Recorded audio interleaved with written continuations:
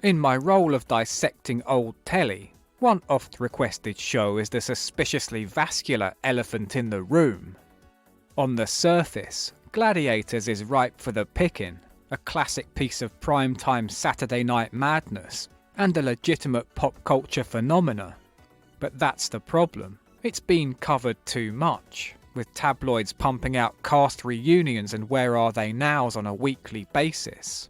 Pictures of Wolf can now be found in Facebook nostalgia memes with 1 million likes, his straggly hair and claw-like hands alongside cheap Freddos, Roland, and playing out After Dark, as iconography from the pre-Snowflake Britain when everything was still great.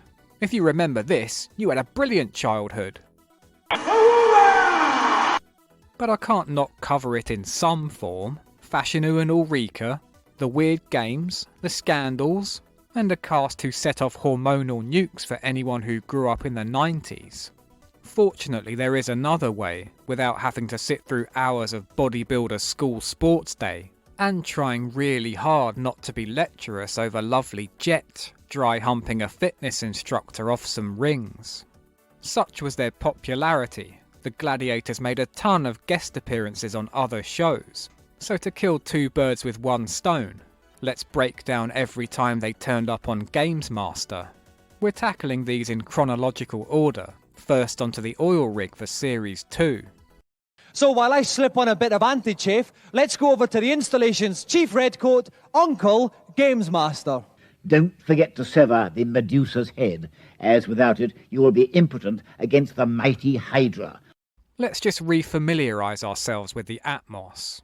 As you should know by now, the most pant-wettingly brilliant day out in history is nearly upon us. Virtual reality. If you've wanted to get stuck into more moist experiences, try your hand like this probing fellow here, desperately trying to master his thrusting technique.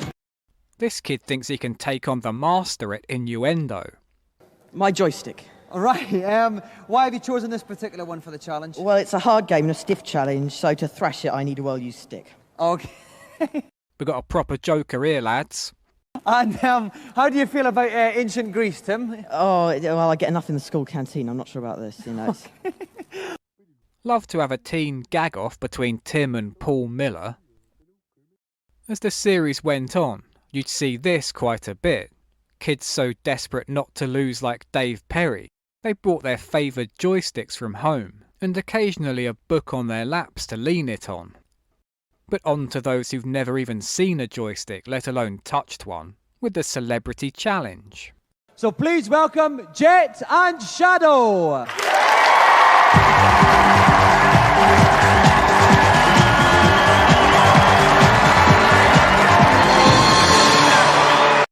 Remember bumping into your teacher in town and they were wearing a t-shirt, like a real person?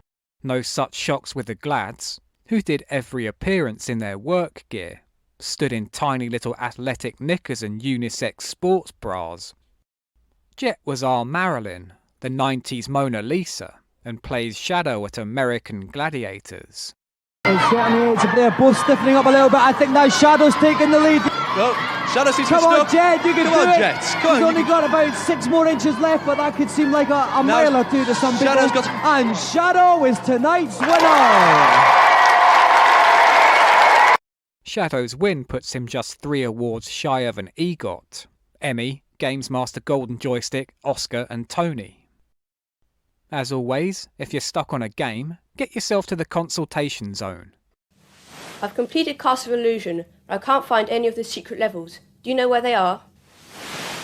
What's your query? In Far and Ice, I've heard there are loads of hidden levels, but I cannot find them yet. Thanks, GamesMaster. The zone's the only place to hide from Dominic and friends' constant stream of innuendo. Finally, on the Mega Drive, stroke your way from bunker to hole in world-class leaderboard. Someone once, very special to me, said, keep those fingers moving. Right, Steve, we'll bear that in mind. Even kids playing a tennis challenge demonstrate that everyone's aware this is almost solely an arena of double-meaning smut. Okay, Tristan, you've had slightly more experience on the game than Jason. Does that make you the favourite? I think so, yeah. I'm going to whip his ball straight into shape from that baseline. Okay, then. Oi, GamesMaster! To my great distress, we must return to the era of Victorian goblin Dexter Fletcher, navigating the steel gantries of Oxford Prison with the manner of a man being rushed out of court with a jacket over his head, kids banging metal cups against the bars, like they're back from throwing boiling sugar over a nonce. Hello, welcome to GamesMaster. GamesMaster Special Sports Edition. Whoa. The Gladiators were the premier athletes of their day, and opening challenges James Pond's Crazy Sports on the SNES.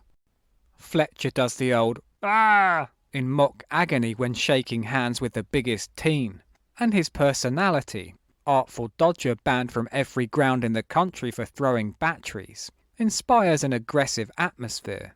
Tested it out quite a few times and my dad handed it. Yeah? I don't see what's the problem. I can rock and roll now. I'm going to stuff him. Well, I don't want to get involved in no domestics, but these two things are going to do it all for me. More finger talk, and not so much as a look to camera from Fletcher. The trick is to keep a nice steady rhythm and don't peak too soon. Okay. With such a blind spot for innuendo, I'd be shocked if Dexter Fletcher's even aware of his own knob. Bleeding hell, Gov. What's that in me grundies? Some sort of sausage what's alive. It's spraying all hot yellow water out of the end. Tastes disgusting. Better get a bulldog clip. Are you ready, sunshine? He's ready. In like Flynn, mate. Let's go. Let's find out if this big lad is ready. Aside from the infamous Dave Perry Mario incident, the show's light on controversy. A shocking turn of events then, when Big Boy uses a shortcut to fire himself halfway down the track, before proceeding to hit every obstacle and come dead last anyway. Cheaters never prosper. No, obviously not. Imagine cheating on TV, then still losing, and getting burned by a kid half your size. Pleased with yourself? Yeah, of course I am. At the end of the day, I prove that steroids just isn't the answer, Ben Johnson. But hold on, Moore's bits are all pre-recorded. GamesMaster! I can tolerate cheats, but to cheat and lose is very dismal indeed. Off to the furnaces with you. Well, there you go, Darren. For cheating, I'm afraid it's down to the furnaces with you. Yet another television scandal. The final's like bloody 8 Mile with all the trash talk. I'm the pioneer of joystick waggling and I intend to prove this young girl wrong. Say hello to Napoleon when you see him. Well, there you go. Fletcher's got zero patter, no ability to improvise, and banter with the energy of chatting to your neighbour when you're putting the bins out. So, have you got a computer at home? Yeah, I've got a Sega Mega Drive. You've got a Sega Mega Drive. So, quite good? All right, yeah. Yeah, okay then. Well, Alright, Johnny Carson. If you're invested in the challenge, it's CDI tennis next. are you feeling confident, Chirac? Of course I am. I'm the pioneer of joystick waggling. You've done that one. Game over! Yes, Sally is the winner! Sally's absolutely the winner! Lovely stuff. Well, what do you know? The hero in this one's called Dexter. Garfield the cat's fallen into an underground maze and you've got to get him out. Do I now? Series 3 applies its team challenge theme to the Gladiators, with a knockout tournament playing out over 3 weeks, settled on Clay Fighter for the SNES.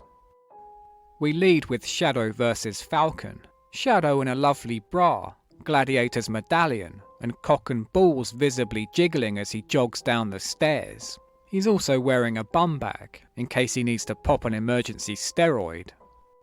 Falcon's mullet is absolutely spectacular, the classic GCSE German teacher in the 90s, and she seems especially underdressed next to the jumpsuited Fletcher, in one of those high-cut and low-cut leotards, rendering her a woman in swimwear in the middle of a cold, grotty prison.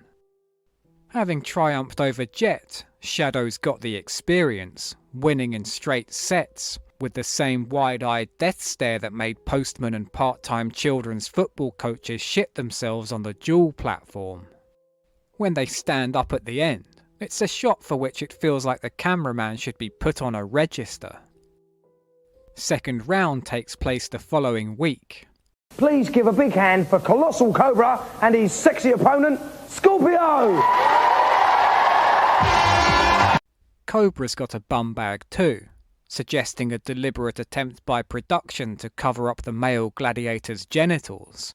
but the way it sits right above the bulges just further highlights them, like balancing a hat on it, and the ladies are afforded no such luxuries to shield their side grins. Hey, okay. Cobra's role in Gladiators was class clown, with a great line in quips and eyebrow-raising reaction faces, a second favourite of all the mums, behind that big unit, Saracen, and GamesMaster's a perfect opportunity to demonstrate why he's the jacked-up Stuart Lee.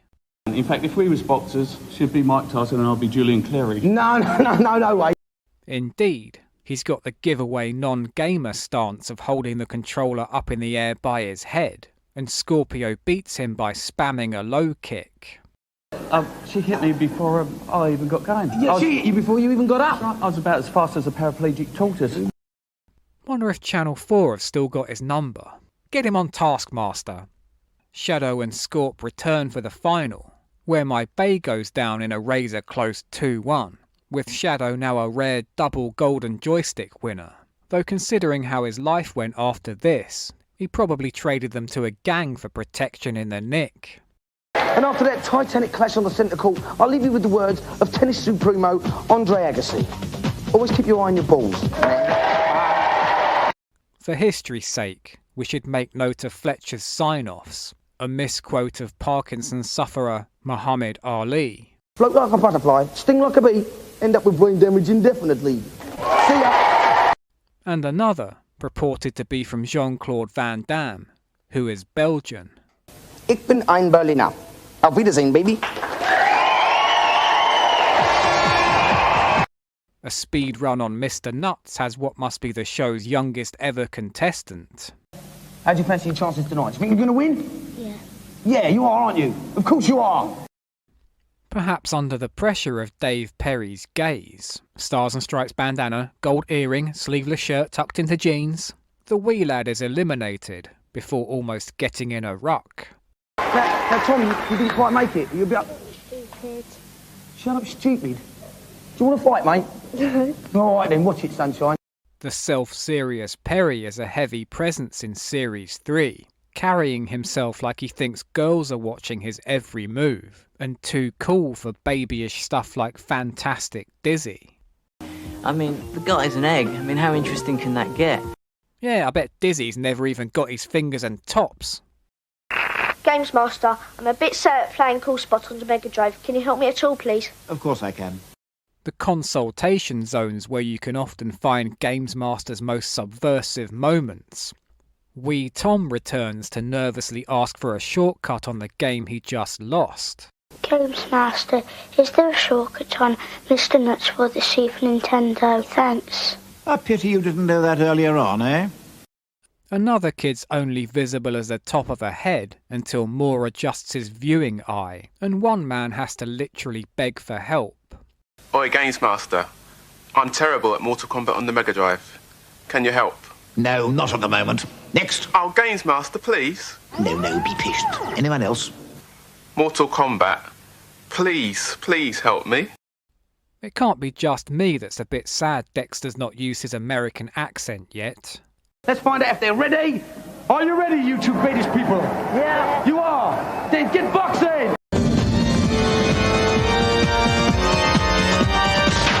Lift off! A beat-em-up special brings together supposedly the 4 best Street Fighter II players in the country, including a David Sourbutt's cosplayer who's brought his own book, a hardback atlas. Okay, Tim. Now, I can't help but notice you're carrying a rather large big blue book. Well, that's to hold my control pad. The book's a powerful advantage, crushing his opponent in about half a second, and I cannot wait to get back to the Dominic Diamond episodes. Was it a tough battle? Quite a tough battle. Okay then, good stuff. Got your big place, Alan? Yes. You got your lucky book? Certainly is. Things take a bit of a turn in the commentary booth, where you may note that Book Boy's playing as, let's be blunt, a great big fat fella. They look very similar to their characters, actually. They do, actually, these two contestants. They do. So what about you? You knew your special moves, Tim? No, not really. I've never played Jack before. You've never played Jack before? I can't believe that. You bear an uncanny resemblance to him. Oh, cheers. It's all over. Tim makes it. Tim wins easily. You're going to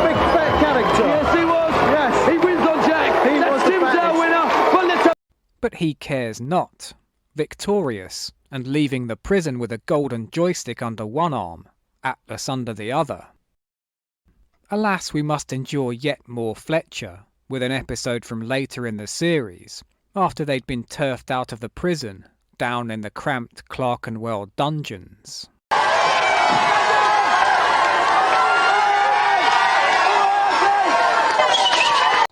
It's Team Championship era, filling episodes with swaggering teens in baseball caps jostling for territory like chimps.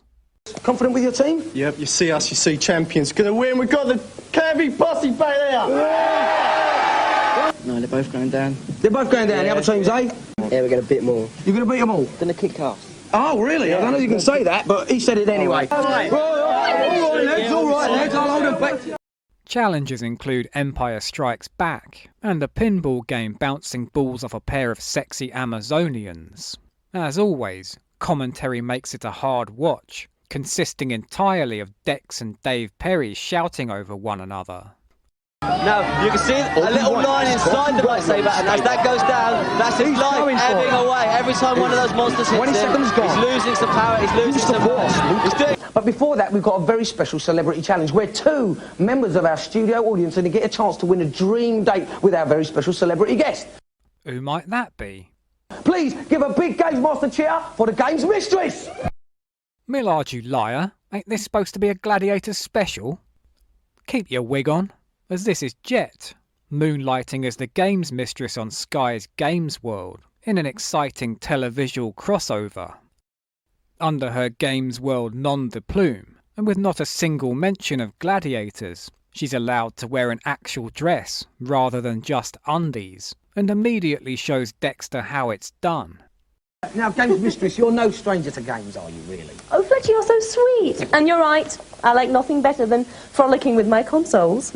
I'm surprised there's not a riot when it's time to pick the two lads who'll be playing for a date. Sounds like fun. What a choice, what a choice. Imagine the stink of Lynx Africa down in them dungeons. Nobody like a match, for God's sake. Date between a grown woman and 13-year-old is contested over light gun game Lethal Enforcers. And don't kill the civilians. Right, so don't kill no citizens. Olden days tech. Players hold the gun half an inch from the screen, and Jet does about as good as she did against Shadow, immediately murking a cop. Don't shoot the old man! No, she's taking the old man out! She shot the bad guy and she took the old man out. 46 points for the Games Mistress. If there's a worse day to be had as a teenage boy, this takes some beating. Falling apart with Jet off Gladiators stood there, massacring every civilian in a panic before dying with 0 points, then having to watch as she leads your opponent away for their date through a cheering crowd. And for now, it's time to say goodbye to the gargoyle hooligan stylings of Dexter Fletcher. Yep, I'd like to thank the Canby posse and Paul Silent, our coach. We return to Dominic in our first visit to Series 5, which has an afterlife theme. Dom flattened by a bus in the opening credits, life flashing before his eyes. He finds himself in the hereafter. We've lost him.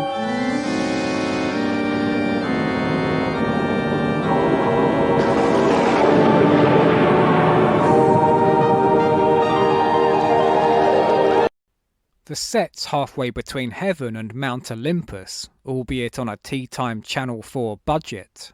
And if you're a TV presenter, there's only one way to talk about wrestlers or gladiators. On today's show, we're featuring men and women whose job it is to dress up in lurid spandex costumes. Those spandex-clad superstars. Here they're being pitted against kids in 2 rounds of fighting games. Please welcome Cobra and Panther.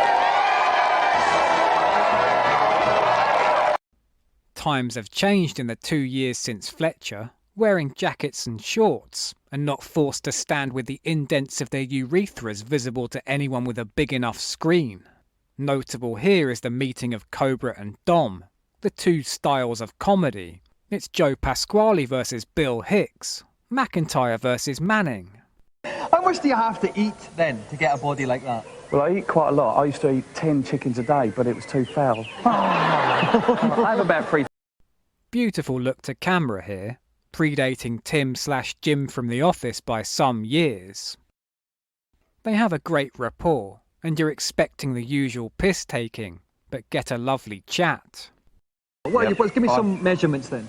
Well, my chest is about 48. About the same as mine then? Near on, yeah, give or take a few feet. And my arms are about 18 inches, and I've got 26-inch thighs, and I better stop there, actually. Yes, I think we should. There's more conversation here than a whole series of Dexter Fletcher, and as he makes improv comedy magic with another great wit, one can witness the cynicism tumble from Dominic's eyes in real time. And basically, Wolf, when is he going to retire? Because he is 74 years old now, and he's not looking any younger, is he? No, he isn't. He actually looks like Maxwell's love child, doesn't he? It's all so matey, he even breaks kayfabe, addressing them by their real names. Right, now, Helen, how did you choose the name Panther? Did you get to choose it, or did they give you the name? Okay, right then, while Mick and I compare chest here, we'll take a look at today's news. Away from his new pals, Dom reverts back to type. Details of the launch are more secret than my pants. Essential for taking evasive action when pants get soiled. In other bits, there's a jump scare of Dave without his bandana looking like Denise Welsh, and a trip to the set of Wing Commander 4, where Dom implies to Biff from Back to the Future that he and Michael J. Fox fisted each other. What was it like working with wee Michael? He's a very regular guy, a guy from Canada, and yeah, super. We had a ball. Do you think it's a problem, We fist fought a lot, yeah. But that's just to remain I wondered what you were going to hard say as nails. Other than who's best at mucking about, the Gladiators do poorly, first with Panther losing at Victory Boxing on the Saturn. Get some top lady-on-lady lower body action. That's what we like. I think that's what we're after, okay? Cobra cannot cease the tomfoolery for a single second, the Gladiators getting choked and yanked about by the teens, which with his great comedy selling really emphasises how Cobra missed his true calling as a Santino Marella-style comedy wrestler. They must have heard me, as his challenge is on the WrestleMania game, playing as Yokozuna versus Doink the Clown, who he could have been in real life, but not having brought an atlas to lean on. Doink is going for a pin, but he misses. And he drops it, gets at the end. He's got the pin, finally got. He wins it. Doink wins it. The Punters win 2-0. With one more of these, Life is a lot like mixed tight-fitting spandex. the kids get one golden joystick to share between them, and for us, we finally tackle the cultural behemoth of Gladiators, with minimal thirst, and just a single awooga. Sorry about that, Governor. You were saying Cobra is soft.